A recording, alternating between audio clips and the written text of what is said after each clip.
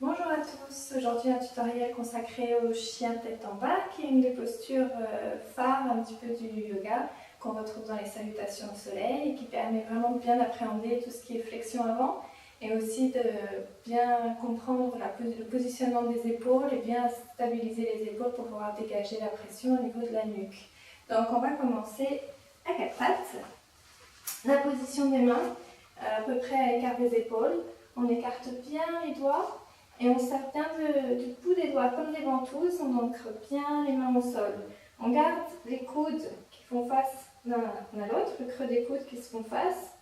Et de là, on peut déjà commencer à travailler sur la position des épaules. Attention de ne pas creuser le dos et remonter, ou alors remonter les épaules au niveau des oreilles et tout compresser au niveau de la nuque. On veut bien pousser les épaules vers l'arrière et écarter les omoplates l'une de l'autre quand on est dans cette position. De là, on essaie de maintenir la position des épaules, on vient sur les orteils, on pousse sur les bras, on commence déjà à activer au niveau du périnée, on contracte et on aspire en direction du nombril.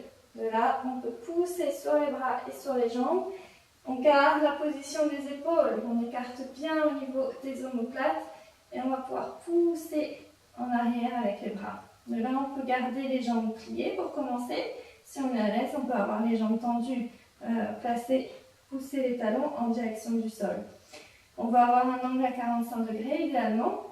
Donc une fois qu'on est dans cette position-là, attention, souvent ce qui se passe, c'est les épaules qui remontent jusqu'aux oreilles, la tête qui est levée, on est tout compressé au niveau des cervicales et c'est mauvais. Donc on garde, on fait le même mouvement qu'on a fait à quatre pattes, on pousse les épaules vers l'arrière.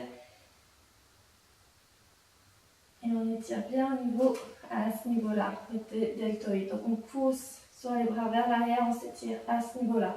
On garde bien les oreilles dégagées, on ouvre bien, on écarte les épaules, on pousse vers l'arrière. De là, maintenant la position au niveau du bassin. On va essayer d'avoir le bas du dos bien droit, le plus plat possible. Donc ça, c'est le travail au niveau du périnée. À chaque expiration, on essaye de trouver, on contracte. On aspire en direction du nombril et on imagine qu'on pousse le pubis vers l'arrière.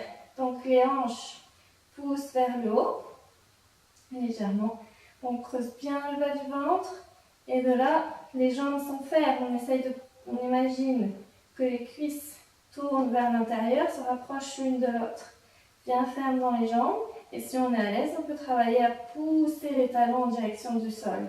Une fois qu'on est là, qu'on a tout notre alignement, la tête est complètement relâchée. On a tout le maintien nécessaire au niveau des épaules, des abdominaux pour pouvoir relâcher la tête en direction du sol. Et là, on peut rester quelques instants. Observez le souffle, on inspire. On pousse bien, on ouvre bien la cage thoracique, on pousse sur les mains. On expire, on est ferme dans le bas du ventre. On aspire le périnée, on creuse, on pousse le pubis vers l'arrière. Et de là, on peut revenir à quatre pattes, redescendre et faire une pause. Voilà.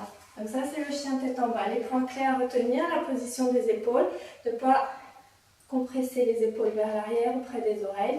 Vraiment bien dégager la nuque pour pouvoir vraiment se détendre à ce niveau-là. Enlever les pressions au niveau des cervicales.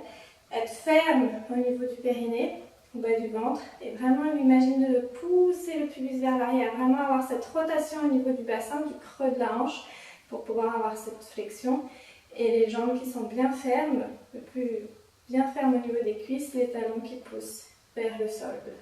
Voilà, et une fois qu'on a tous ces points en place, qu'on est à l'aise avec tout ça, mais le chien tête en bas apparaîtra vraiment comme une position de repos lors d'une séquence d'un vinyasa où on pourra vraiment se reposer, récupérer un petit peu de ses efforts, être vraiment en harmonie avec son souffle.